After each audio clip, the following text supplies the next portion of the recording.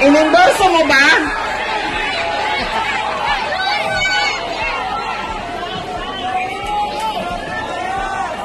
Yan! An example. Ang sample ng automatic yung boto natin, sikat, endorse ng sikat, galing sa pamilya ng mga politikong Duterte, ang boto natin yan. Ganyan ang ugali nating mga Pilipino. Alam nyo, yung congressman nyo, si Joel Chua ba yun?